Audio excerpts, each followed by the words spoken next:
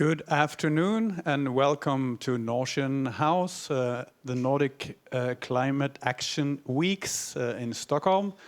And welcome to the Nordic Pavilion at the COP25 in Madrid. And welcome to our online viewers. My name is Stian Fjelldal. I work for the Nordic Council of Ministers. And today we are going to have a presentation of the World Energy Outlook Report 2019. And I think I'll just give the word to my colleague in Madrid, Svein Søyland. Thank you, Stian. So my name is Svein Søyland. I work for Nordic Energy Research, and I'm very pleased and honored to have Dave Turk with me here today, who will present World Energy Outlook. And this has become almost a tradition for us in the Nordic Pavilion to have World Energy Outlook here and to allow them some more extra time, not being crammed into all sorts of other panels. So we're very happy to have you here, and we have an audience here. I've heard we have thousands of viewers online, so this should be interesting. And we do have you in Stockholm as well. So this should be an interesting event, I hope. Just something about Nordic Energy Research that I represent.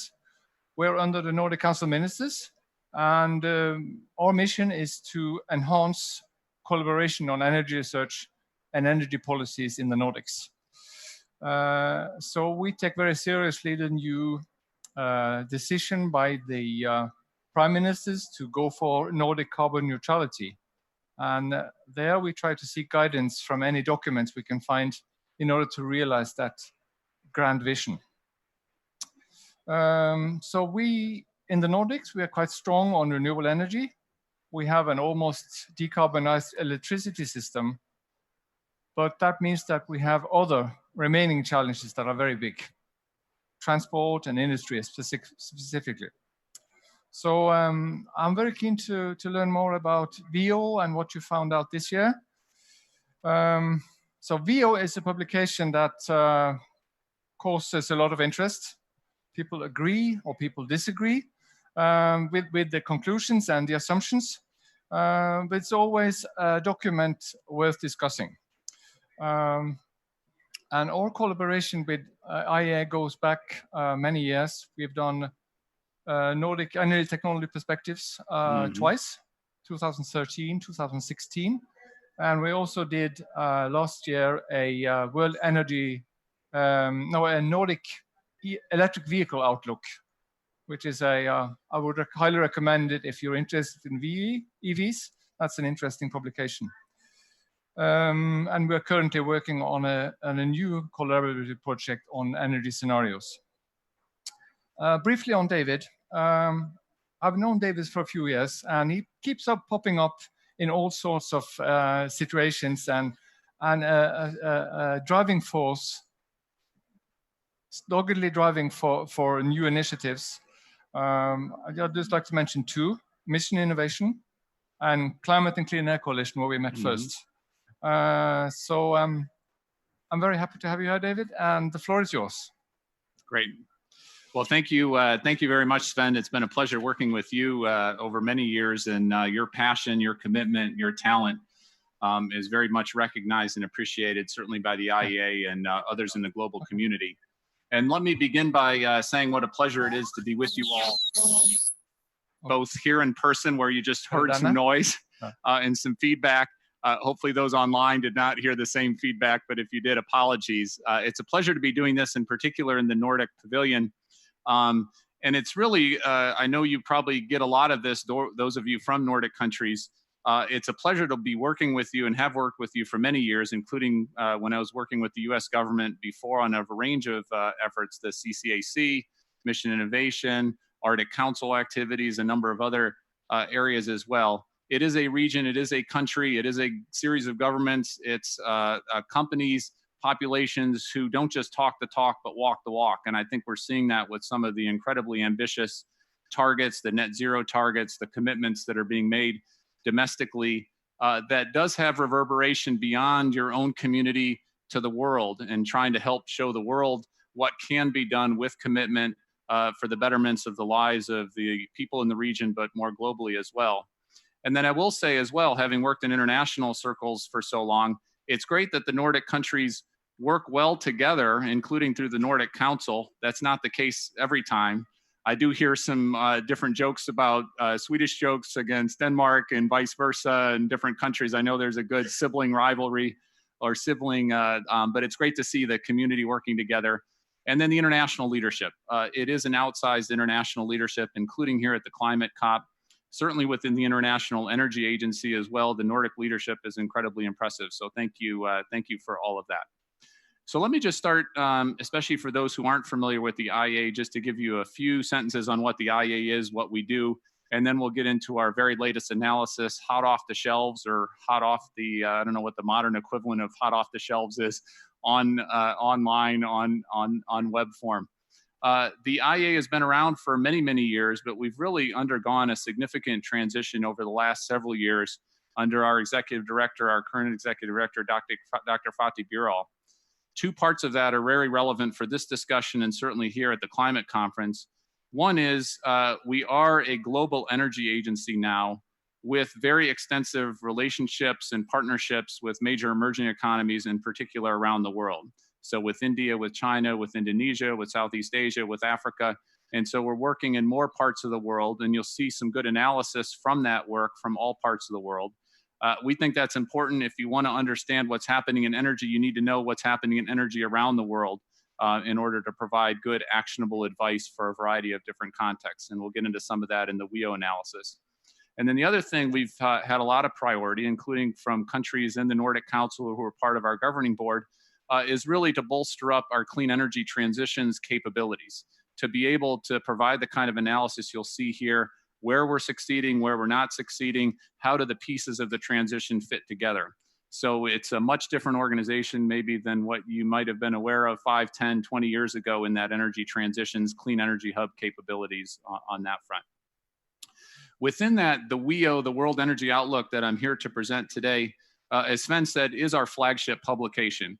It is our publication where we try to bring the very latest numbers, analysis, and make it accessible certainly to an energy audience, energy ministers, energy companies around the world, but also make it accessible to others who rely on energy, others who are impacted by energy, and certainly at the climate COP, where the vast bulk of emissions around the world, especially if you think of CO2 emissions, 85% coming from energy, not just power. When we think of energy at the IEA, it's power, it's transport, it's industry, it's buildings, it's the full range of energy that powers our lives.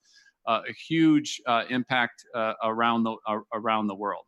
So with that, let me get into some of the latest numbers, looking ahead into the future, into various scenarios.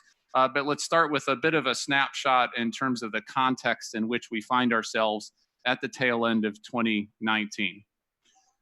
First off, what we see is in the energy world, a variety of what we call here deep disparities in the energy world and looking beyond the energy world. Let me just explore a few of those with you right now. One, on oil markets, we see a disparity in that we have a calm in terms of the overall well-supplied oil markets, but at the same time, we are seeing some geopolitical tensions and uncertainties. Certainly the attack that happened in Saudi Arabia is a very recent example of that in the oil space. Secondly, and perhaps most relevant for the discussion here today at the climate conference, is the need for rapid cuts in emissions. We've seen the 1.5 degree analysis that's getting so much resonance.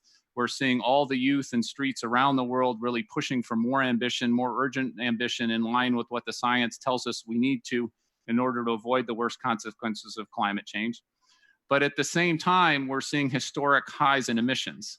So we have a deepening disparity between the climate ambition and what's happening in the reality of the energy world. So just over the last 2 years, if you look at 2017 and 2018, emissions, global emissions of CO2 coming from the energy world increased 1.6% and 1.7%. That is a huge amount of additional emissions coming into the system from energy at the same time that science tells us we need to start bending the curve, doing it very quickly, and getting to net zero as quickly as we possibly can. So there's a huge and growing disparity, and we'll see a few numbers and examples of that in particular as we go through here. And then third, we have the promise of energy for all and the importance of energy for education, for economic livelihoods. And at the same time, as you see on the screen, we still have 850 million people around the world who don't have access to electricity around the world. Even more than that, who don't have energy, clean energy, in order to have cooking and clean cooking around the world, millions around the world. Secondly, we are seeing a very dynamic situation, and I'll have several examples of this in the slides, of cost reductions, digitalization, other big trends in society impacting energy in a pretty transformative, pretty significant kind of way. We'll get into some examples of that on solar PV, battery storage, et cetera. But what we see is they still need technologies as a whole, and even some of these more successful technologies still are reliant and still depend on government action, government policies, government setting up regimes, frameworks to incent, encourage, and move along the transition. The transition is happening, it's just not happening as quickly and at the scale that we need to, and government policy is absolutely key there. Third, and this is where hopefully our analysis at the IEA, where we try to do rigorous analysis looking at data, timely data, and real world solutions. More than ever, decision makers around the world, we feel, to navigate the tricky transitions, to provide energy that's affordable, reliable, secure, and also as low carbon as possible, need to base their decisions on evidence, need to look at the numbers, need to look at the data, need to try to navigate this in a very sophisticated kind of way. And hopefully this is what our analysis provides.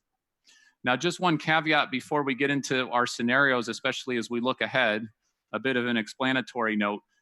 We don't do forecasts. We don't look at where the world will definitely be in 2030 or 2040.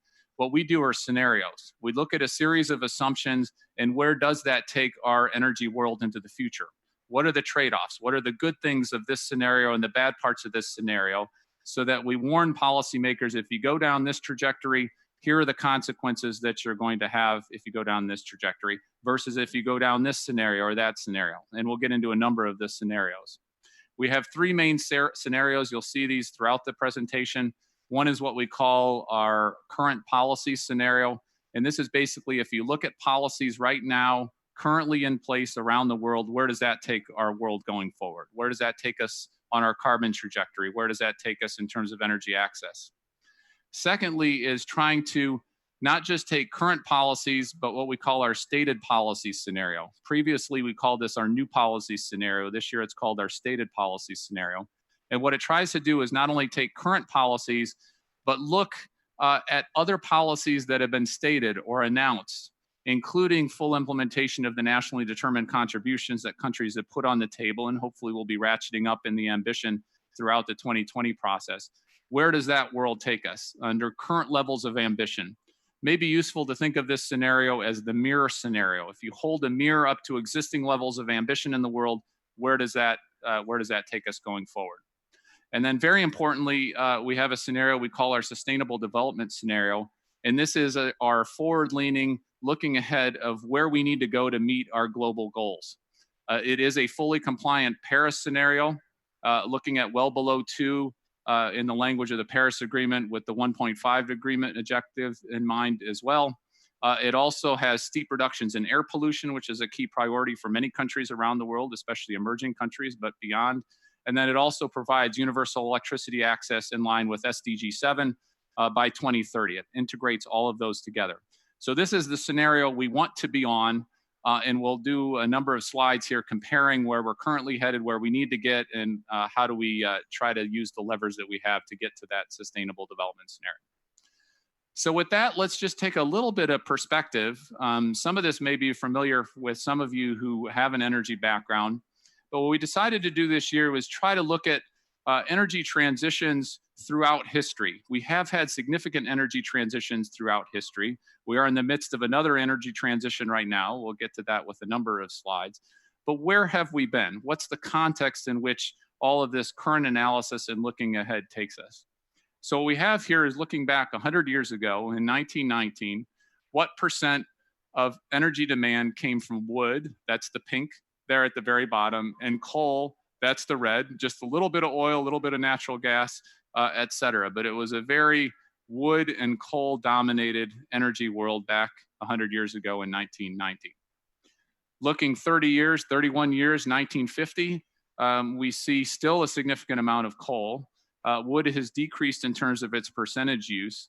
And this is where oil really starts coming into the system. Now in 1950, that was mostly coming from the Americas. That was North America and that was Venezuela in particular, but more oil coming into the system. A little bit more gas, a little bit more on the renewables side, but we'll really see the renewables jump up here in the coming years.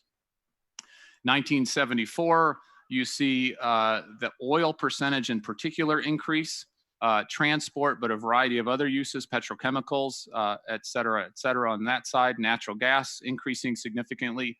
You start seeing some nuclear slice there. That's the yellow band that you see towards the top. Looking to 2000, then you see a significant amount of additional natural gas getting into the system. Coal still in significant terms. We'll actually see an increase in coal with China and Asia in particular as we look ahead here to 2018, both as percentage but absolute terms. You start seeing nuclear build into 2000 as a percentage and then go down into 2018. That's happening mostly in advanced economies where we are seeing some older plants go offline. And renewables in the 2018 context really coming on. So you see the green amount shifting there, increasing in pretty significant measure. Now, the other thing that this graph is useful to show is I'm going to change this from percentage to the actual absolute use of these fuels over a period of time. So what you see here, I'll reflip it back, is this is a percentage terms. And now this new one is what is the absolute amount of these fuels that we used over these different periods of time. Now, quite significant, and that no surprise given the population changes, given the 20%, 20 times increase in GDP, that energy would increase in significant terms, a 10 times increase on the energy side. What's useful to look at here, and this is a big challenge going forward if you think of the energy transition we need to get to, is very few of these fuels have actually decreased in their absolute amount. Even looking at the wood has actually stayed relatively stable or increased. You look at the coal percentage having decreased over time, but if you see the absolute terms, that's actually increased over each of those time periods. Likewise for oil, likewise for natural gas. We do see significant amounts of modern renewables increasing as well, and the nuclear side of things also. So again, a little bit of a historic context, maybe a cautionary note on some fronts, but good to know where we've been, what transitions we have had, a little bit of context and background going forward. Now, this is just one of our scenarios going forward. Again, our scenarios tell a picture of where not the world is headed for sure under a certain series of assumptions. This is the 2040 numbers comparable to the other time periods for our stated policy scenario. This is our mirror scenario. This is where the world is headed under existing levels of ambition going forward. Now, there's some good news in here. You do see the renewables increase significantly. That's solar PV, that's onshore wind, that's increasingly offshore wind, and we'll look at some examples of that, especially in the European context. But you also still see a significant amount of coal, a large amount of coal in that 2040 time period, oil, natural gas, et cetera. And again, we'll get into this in more detail looking forward with some of the different slides and scenarios. But hopefully a little bit of perspective, a little bit of framing, a little bit of context. Now let's look at one particular part of this transition, both on the historic side, but then looking ahead, comparing oil versus electricity. We are in the midst of a fundamental transformation where electricity is becoming more and more dominant in terms of its overall share, overall part of the puzzle when it comes to energy going forward.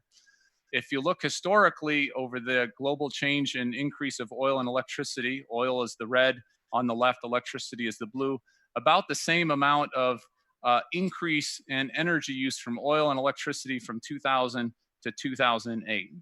What we're seeing now, and one just snapshot of what happened in 2008 is, while overall global energy consumption, energy demand increased 2.4% overall in the world, electricity increased 4%. So more things are becoming electrified. EVs, of course, is an example of that, but we're seeing that in a range of other applications as well. And if you look again, and this is the stated policy scenario, this is under kind of the existing levels of ambition, what you see even in that more mirror scenario, this isn't even our ambitious scenario, our Paris compliance scenario, is you see electricity becoming more and more important in terms of our overall energy systems going forward. Quite significantly, you see the blue bar being more than twice as big as that additional oil increase. Again, just under our mirror scenario, if you want to think of our stated policy scenario that way.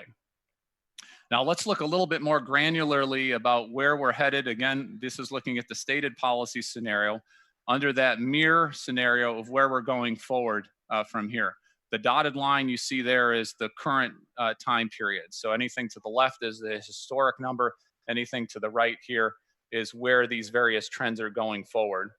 Under existing levels of ambition, what we see is coal flattening off.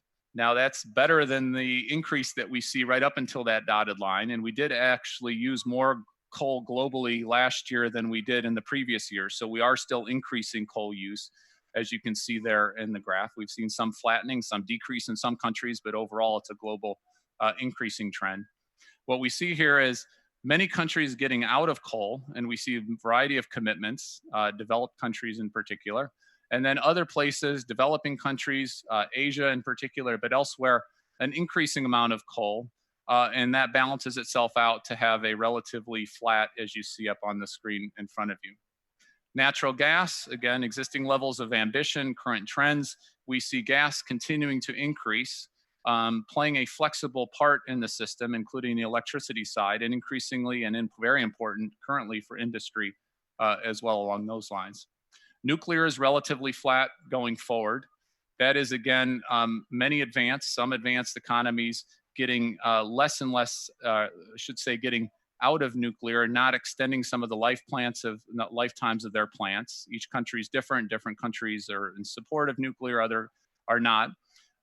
That downward trend for some countries is offset by the increasing trend from China and some other countries who are building some new nuclear capacity into the world. Hydro, which has been the biggest renewable of all for many, many years, continuing to increase, some significant projects in various areas. You see the wind increase quite significantly. You see quite a steep curve going into the current time period, that dotted line, and continuing going forward along those lines.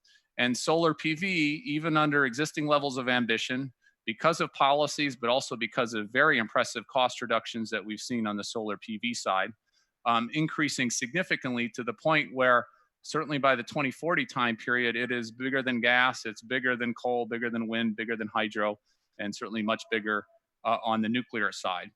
Again, these are all numbers under that mirror scenario. Hopefully, if we're at that sustainable development scenario, some of these numbers will be even different, the solar, the wind, other renewable fuels in particular. Now let's just look a little bit in the European context. And this is now looking at our sustainable development scenario. So this is pushing the needle. This is having more ambition into the system to get us to those Paris levels. What we see here, and again in the European Union context, significant reductions in coal. A little bit of increase on the natural gas side going into 2025, and then a reduction there serving its bridge fuel functions. Nuclear decreasing, but then steadying off to a certain extent. Hydro, relatively flat, little increase. Bioenergy, and then you see onshore wind, and you see the solar PV context bending that curve significantly into those next years. But because Europe, with efficiency, with other policies, is not needing as much energy, you don't need as many of these sources. What you need to do is just clean up the mix of sources that are fueling, in this instance, the electricity generation side. And one very important winner, and we just did, as part of our WEO exercise, a whole report on offshore wind, is offshore wind. And the real potential, you see that, the red there, actually outpacing onshore wind by about the 2040 time period. Several interesting opportunities on the offshore wind. And again, if you're interested in this, go to our website and look at our specific report that we launched in Denmark. Our executive director launched in Denmark several weeks ago. One is the huge amount of potential for offshore wind in the European context, but more generally as well. Even looking at the shallower sites, the areas that are easier to get to, you have enough offshore wind to power all the electricity in the world if you just tap into those closer sites. If you go a little bit further out, you have more multiples of what you need for electricity just from an offshore wind context. The other thing that's very attractive from an offshore wind is it's less variable many times than onshore wind. And so it'll get you a steadier stream of energy, electricity, that makes the grid balancing quite a bit easier on that front. Happy to take a question, Sven. There's a question up here, I'm happy to pause if that's useful, whatever you guys want. Thank you. Robert Gibson, Hong Kong University Science Technology. This graph here is on the actual amount of energy each year. If you go back to the previous one, it was on capacity. And if you look at solar, which is way up there, if you were to do it based on what the actual generation is, because hey, sun doesn't shine all the time, yeah, it would look rather different, wouldn't it? So absolutely, there's a difference between the generation side and the capacity side. It's useful to look at both, but it's also useful to compare apples to apples when you're looking at these numbers. Yeah, please. Okay. Hi, my name is Nathan Lemfers with Oil Change International. And I wanted to make a quick comment and then a question. On behalf of Oil Change, a coalition of civil society organizations, and over 12,000 people, I wanted to present to you with a petition to Fatih Birol and to your governing board to ask for a 1.5 scenario that's central in the World Energy Outlook. For far too long, the World Energy Outlook has been used to justify massive amounts of fossil fuel expansion. And you're seeing that time and time again right now in the Permian with a massive carbon bomb there, and in Western Canada, where I'm from. The supposedly climate or Paris-aligned scenario is being used to justify more and more expansion. We can't do that anymore. We don't have time. The UN production cap report said no more fossil fuel expansion. So what we're asking for is a 1.5 scenario to be net zero by 2050. And that's increasingly common. We're having country after country. Yesterday, the EU Green Deal said net zero by 2050. But this SDS, the Sustainable Development Scenario, says net zero by 2070. That's 2 decades too late. And we need the IEA to stop being blind to the increasing ambition, especially to your own member countries, and to have a 1.5 scenario front and center in the World Energy Outlook. Thank you. So what I would propose to do is, if there are questions like the one on wind with particular sides, happy to take that now. And what I would propose is questions on the 1.5, or if there's broader questions, let's do that at the end. So I'll happy to circle back on the 1.5 degree issue, if that sounds good, Sven, just to keep us on track.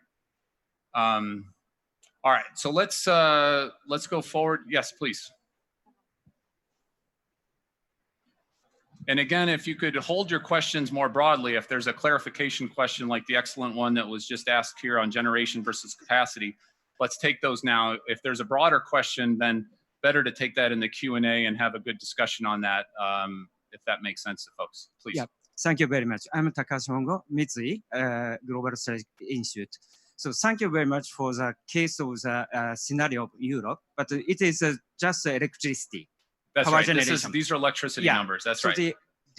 How is the scenario of industry Europe? So about what kind of the energy source will be supplied to the industry? So we'll get into this a little bit in this slide deck, and happy to take that maybe at the end too, and really talk about industry. The short answer is there are some sectors that are easier to decarbonize given the technologies and the price points that we have today. Electricity does have some significant solutions already very cost competitive around the world. Some countries have more wind, some countries have more solar, et cetera, along those lines. Industry and a variety of industry applications in particular are seen as some of the harder to decarbonize sectors that are going to be more challenging, that require government intervention, that require innovation, that require a whole range of concerted efforts in order to decarbonize those sectors. We'll get into that a little bit here and happy to discuss that more fully. We are also undertaking a new modeling exercise that we're going to come out with in the middle of next year, our energy technology perspectives, to look at some of those harder to decarbonize sectors. How do you get to net zero in those sectors? What are the critical pieces of technology that are required in order to do that in a net zero context? Maybe one more question, and then maybe we can continue just to get through. Exactly, and then we'll do a Q&A. We'll take the 1.5, but we'll do other questions and answers as well. Michi Hendricks, Litis Foundation. anything can be cleaned up. Coal is the bad boy. Is the cost the objection to having clean coal? So when we do our scenario work, we try to do it in a cost optimized model, right? These are the cheapest way. If you want to achieve the Paris degree objective on the climate side, here's the cost optimized way in order to do that. You need X of this fuel, X of that fuel because of the cost optimization model along those lines. Obviously, different countries will make different political choices about which fuels and whatnot they'll make. What our analysis is trying to do, again, as I said at the outset, is here are the repercussions if you go down this path or that path. Now, coal, one data nugget that we actually pulled together looking at all the historic analysis is coal by itself has been responsible for 30% of overall global CO2 emissions coming from the energy sector, just from coal, just from the one fuel. All right, well, why don't we continue? And then again, if there's a clarification question, let's ask those, and then we can deal with the other questions going forward. So let's look at, again, on the electricity side, being it is the wave of the future, this is where more things are headed. One of both the challenges that comes with a significant amount more of the intermittent renewables, the solar PV, the onshore wind, a little less on the offshore wind as we discussed, is the how do you deal with that on the grid? How do you have a stable grid? How do you provide electricity at night if you're in a solar PV context when the wind's not blowing? What do you deal with that? One thing we did in this year's World Energy Outlook and this year's WEO is look at the hour-to-hour adjustments required in the power systems. What kind of flexibility do we need? What kind of storage do we need? What are the ways to incent, encourage that with technologies, with market design? What you see here is the European Union, and this is actually one snapshot during 2018 during the World Cup. A significant amount of hour-to-hour, almost a 20% increase in electricity in Europe. It just so happened to coincide with the halftime of a big World Cup game, right? So there are periods in time where multiple people are doing similar things, going to the refrigerator, doing other things that they didn't do in the preceding 45 minutes and the preceding time. And so a significant increase going forward on that line. Here you see a similar hour-to-hour. I think this is in the World Rugby Finals or whatnot. So each different country, each different region has its favorite sport along those lines. Here's a decrease. So this is when the wind dropped off significantly with the prevailing wind pattern or storm pattern, where we saw a 25% decrease in the amount of electricity supplied in the European context. Electricity systems need to deal with this system integration issue. What we've done is plotted out each of those hour-to-hour adjustments over the whole course of 2018. So you see a whole lot of red dots here, and you see the scatter diagrams. Some days were a little bit more stable on the demand and the supply side. Other days were a little bit more significant increasing. What we did is look out in these different regions to 2040 and think about, with this increasing amount of solar PV, this increasing amount of onshore wind, with the way we're using electricity becoming more and more important for more parts of society, you see a bigger scattering. You see a need for flexibility, much more so, not only in the European Union and the US and China, and then you see the significant increases in terms of what needs to happen. This is a way to look at what we need to build the electricity systems of the future, how to be more flexible, how to have the storage, how to have the smart demand response, all of those tools, policy levers that we need to going forward along those lines. Now let's look at a few more slides, and then we'll get into the question and answer session in particular. One is the change in CO2 emissions by energy sector. You see heavy industry increasing significantly from 2010 to 2018, trucks, aviation, shipping, and other cars. But there are two sectors in particular, or two areas, if you will, in which we saw some significant increases in that. No surprise, power is one. Power saw that significant increase. It is a bit of a surprise of the second biggest, and that's the increasing use of SUVs around the world, which are more fuel intensive than your standard kind of automobile in that context.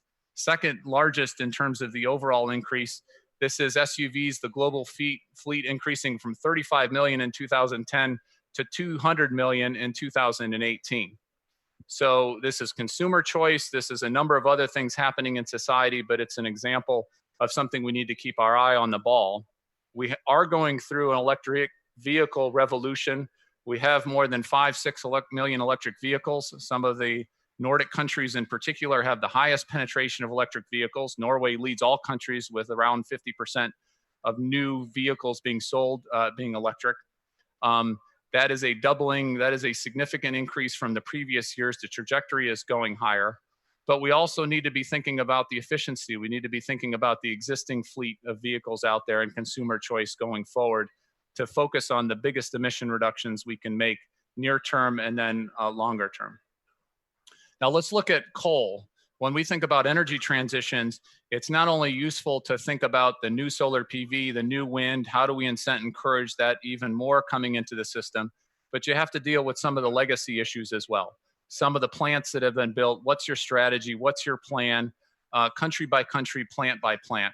We did a very extensive analysis. It's in this year's World Energy Outlook for those who want to find more information on that, looking plant by plant, country by country. Where are we going with our existing coal fleet? And so this is just the coal-fired capacity that's existing and under construction right now. This is not new plants that haven't been under the construction phase. What we find is the vast majority of those are in developing economies in Asia. That is where coal is being built these days, less so in advanced economies, less so in other developing economies. If you just lock in the emissions from a full lifetime of that existing fleet. This isn't any new coal plants. This is the existing fleet that's currently in place and constructed. You use up a huge amount of that carbon budget, especially to get to a 2-degree world, let alone a well below 2-degree world, 1.5-degree world. You see all of those emissions, significant amounts at 6 gigatons by the 2050 time period. What we plot out in this year's WEO is what's the plan that you can take, thinking of it from a decarbonization perspective, to deal with that coal legacy piece. The average age is 12 years old in these developing Asian economies. What's the plan to use CCUS? What's the plan to repurpose these coal plants so that they're not baseload power, but they're more complementary to renew more and more renewables coming into the system? And what's the plan for early retirements to provide energy in all its forms to be needed for economic development, to be needed for education in these quickly developing countries, but to do so in a way to reduce the carbon budget and the air pollution budget as well. So you got to think about the legacy piece, not just the new build, the new construction piece as well. Our World Energy Outlook also contains a whole emphasis. It's our most rigorous focused analysis on Africa, our Africa Energy Outlook this year in particular. And I just have one slide here to show you some striking numbers here. And it's quite significant, the population trends, as you see there in 2023, here's the population numbers between China, India, and Africa, just all three a little bit shy of 1.5 billion. If you look ahead to 2040, China's pretty stable, India increases somewhat, Africa goes above 2 billion. Significant population growth happening in the Africa continent. If you look at oil demand and the change in oil demand, India is number 1, but Africa is number 2, ahead of China, ahead of the Middle East in terms of the oil demand. Natural gas demand, again, Africa, significant player along those lines. So more and more in the Africa context, we certainly still have some energy access issues, some electricity access issues. We're doing more and more bilateral work with a variety of countries in Africa to try to help on that front. But more and more Africa is a major player in global energy trends. Now, one area in particular that there's huge upside potential from the Africa front is on renewables generation. Solar PV in particular, but other renewables.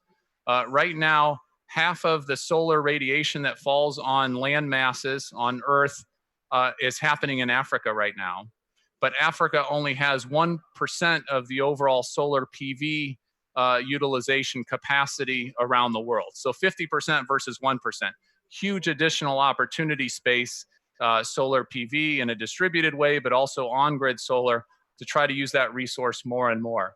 And what we did this year in our WEO was that an Africa case, looking at what additional amount can be done cost effectively with some greater levels of ambition, with smarter policies going forward, to significantly bring up those renewables numbers in the African context.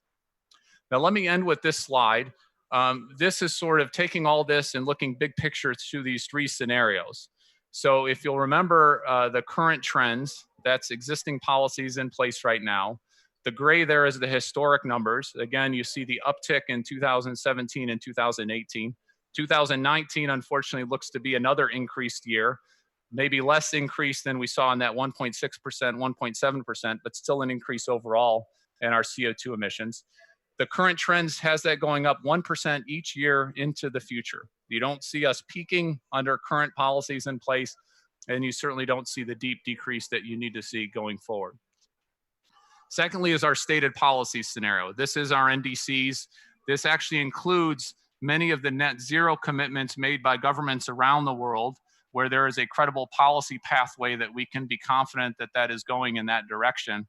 That bends the curve slightly. We start seeing some peaking, but it's not anywhere where we need to get to be compliant with our Paris Agreement standards. Better, but not nearly where we need to go. And then this is where we need to go. This is our sustainable development scenario. Again, a Paris compliant scenario, steep reductions in air pollution, universal electricity access going forward. You see it bending down very quickly and steeply, and then going down significantly thereafter. When we look at how do we get there, what are the policy levers, what are the wedges that we need to focus on? No surprise that efficiency and renewables are 1 and 2, doing a lot of the work going forward. Unfortunately, what we see on the efficiency side is we've actually done a poor job over the last several years to take advantage of the huge efficiency opportunities that we find out there in the world. 4 years ago, we were about at 3% improvement from an efficiency globally. Each year, we were getting about 3% better at getting more GDP, more wealth out of that amount of energy. We're currently, and last year, we've decreased each of the 4 years, we're now at 1.2%. So we're still getting more efficient, but not nearly at the level we need to. In fact, what we need to do is do at least 3% a year globally in order to have efficiency do its share of the work to get us to that Paris compliance scenario. Renewables, and then a variety of other technologies as well. I'll leave this slide up here so we can talk about this. One thing we did this year, and I know the font is going to be a little challenging for some people to see, is look within efficiency, within renewables, within the fuel switch category. What's the breakdown that you get, and again, in a cost optimized model?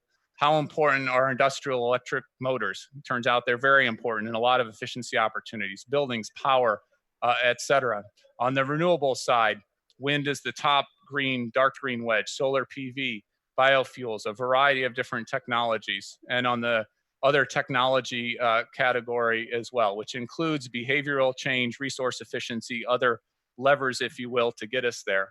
And this is a good graph to show that there is no single or simple solution. There's a lot of work that needs to be done in a variety of sectors, a variety of technologies, in order to get us not only from that red line, but even from that blue line to get us to where we need to get to be successful in meeting our goals under the sustainable development scenario. So it is a lot of effort that is needed, a lot more ambition, a lot more leadership on the government side, on the private sector side, to push all of these levers, all of these technologies. And it is one of those areas, because of the dramatic change that's necessary so quickly, we need to have a variety of levers, a variety of technologies. And if you start taking some of those off the table, it makes it even more important to get more out of the other ones. So I'll leave this slide up here. Happy to take questions. Certainly can take the 1.5 degree question. That's a useful one if you want to start there, or collate some questions, whatever you want to do, Sven. But again, thanks to the Nordic Council. Thanks for having us here, and happy to have the opportunity to present our World Energy Outlook. We've got a brand new website that just came up, hopefully very user-friendly with all our data and statistics. So please, if there's further information you want, please visit our website. And again, thanks for having us here. Thank you, David. So you've had a chance to answer, to put your question forward, but I'd like to pass on to Stian in Stockholm and see if there are any of the audience there that want to pose any questions. Thank you very much, Sven, and thank you so much for this excellent presentation, David. Are there any questions from this audience? This is your chance. State your name first. Hi, greetings from Stockholm. My name is Gopher Mao. Hey, thank you. And my question is very good information about the demand and the emission. Do you have any information about else leverage cost of electricity?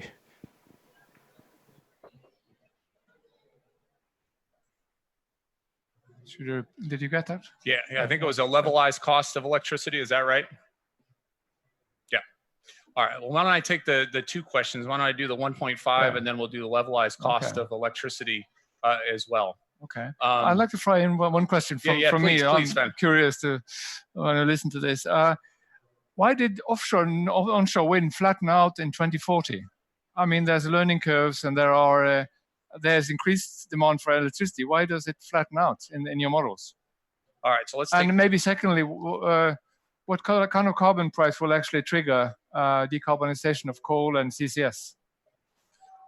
Great. So let's do all of those questions and then happy to take another batch if that sounds good. I will moderate now. I won't comment up any extra questions. So we will take questions from the audience once these are replied to, I guess. Yep. So on the onshore wind context, and the slide I showed was in the European context, there's a couple things going on there. One is we are seeing some challenge for onshore wind in some communities, the not in my backyard phenomena. And so that is a challenge from a social license for onshore wind, as it has been with other energy over the period of time. So we are seeing that context. Now, one of the offshore wind benefits, especially as you get further offshore, is you don't have that same kind of dynamic to that same extent. So offshore wind gives you more reliable wind, more regular wind, and some of the not in my backyard phenomena is happening along those lines. Secondly, in the European context, you're not seeing like you're seeing in India. India, case in point, India over the next couple decades can be expected to add on to their already significant electricity grid, an electricity grid the size of the European Union in just 2 decades period of time. That's the scale of the change happening in some of these countries around the world.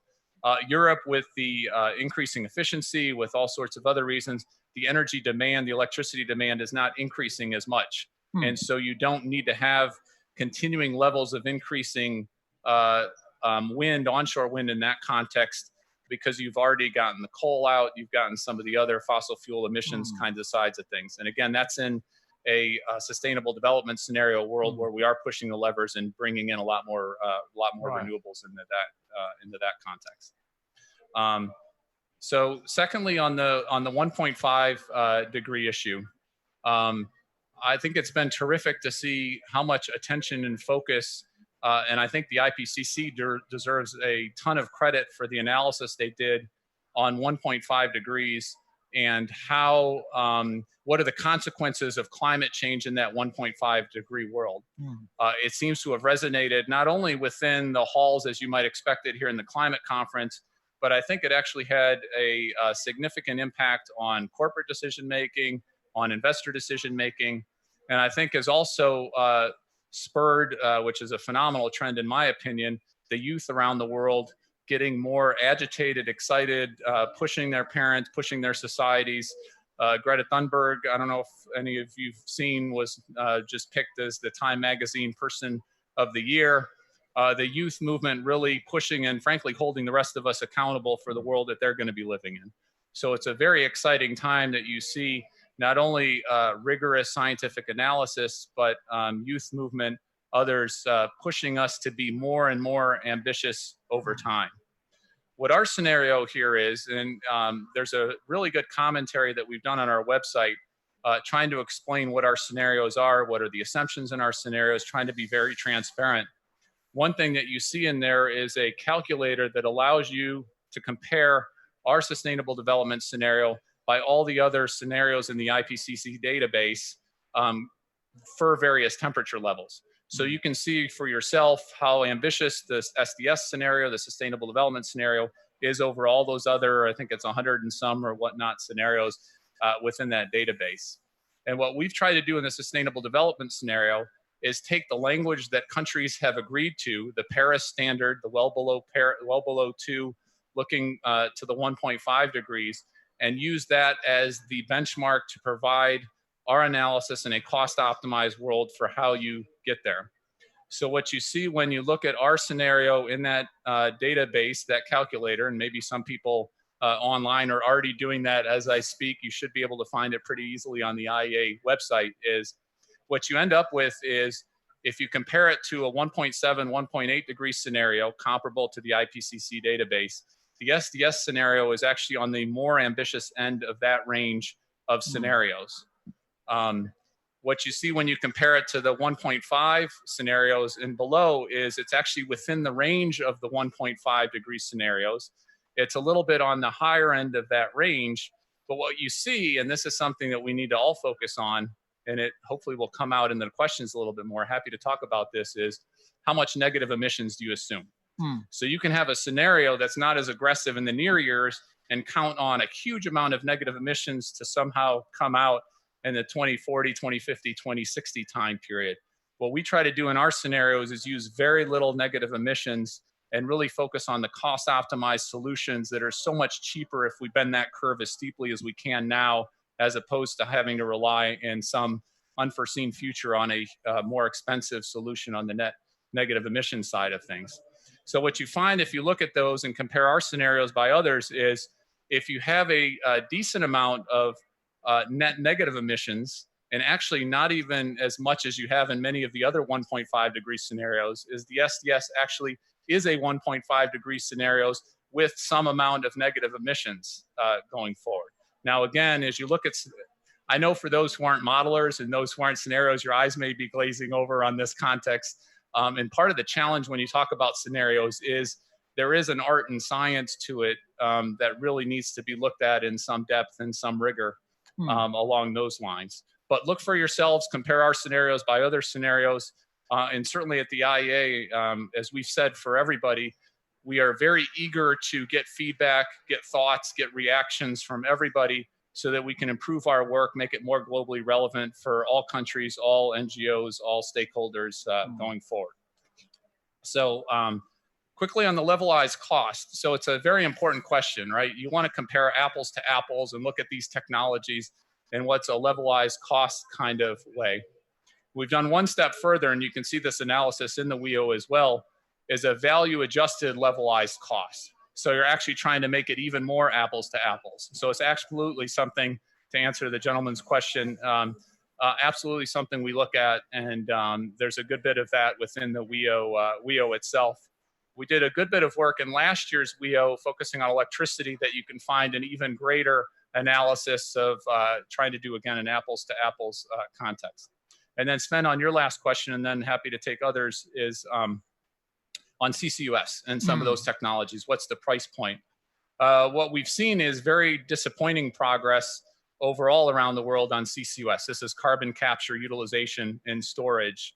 This is where you capture carbon coming out of a power plant or industrial facility and sequester it in the ground or use it to put into a product. There's been a lot of talk about it. There's been previous government efforts to really ramp up significant deployment, big plants. We have some significant amount of plants in the future. There does seem to be a resurging interest in CCUS, a resurging focus from the UK, from Norway, from the US passed a piece of legislation called the 45Q legislation, which is incenting, encouraging these kinds of things. From the IEA side, and I think this is a perfect graph to show it, CCUS is a cost-effective alternative, especially for those hard-to-abate sectors like the industry applications. There aren't ready technology solutions like they are for electricity, for other applications, that CCUS right now, as you look at it, is a pretty cost-effective way to deal with that. Now, maybe there's some other technology that'll be able to deal with that. But again, if you start taking some of your tools off the tool belt, you are less equipped to deal with the challenges and the magnitude of what we're seeing here. So CCUS is coming down, the cost is coming down, but there is a price signal that you need in order for that to be invested. Right. So we have a question in the audience here. Oh, 3, 4. Robert Brown. Robert Brown, welcome to Madrid. Recommended viewing is the BP Statistical World Energy Report 2019. The world is on an unsustainable path. Are we, by focusing on electricity, drawing attention away from the world energy prospects and helping deceive people into a sense of comfort that really isn't there? Where is all that energy going to come from? Should small modular reactors and nuclear not be part of that mix? Thank you. Yeah, just pass on and we'll collect up as many questions as possible. Hi, Durand D'Souza from Carbon Tracker. Just wondering how you square the declining economics of coal within the EU and elsewhere with the trend that you graphed, where coal generation actually increases after 2035.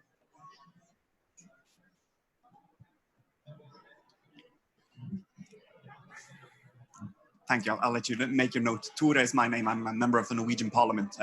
In your scenario with a sustainable development scenario, there are some of the a question that comes to mind is whether the lifespan of all these new technologies is being accounted for. An example that comes to mind is definitely the biofuels and the increase we see globally, whether or not that is sustainable in terms of really lowering CO2 emissions, given the exchange of land use, for example, and peatland being lost with the more simple kinds of biofuels. So, just behind. This is Suzanne Wong from Oil Change International. With the climate crisis and the COP next year in 2020, it's critical that the IEA come up with a sustainable development scenario that is in line with the 1.5 scenario. Investors and increasing number of IEA member governments are calling for this.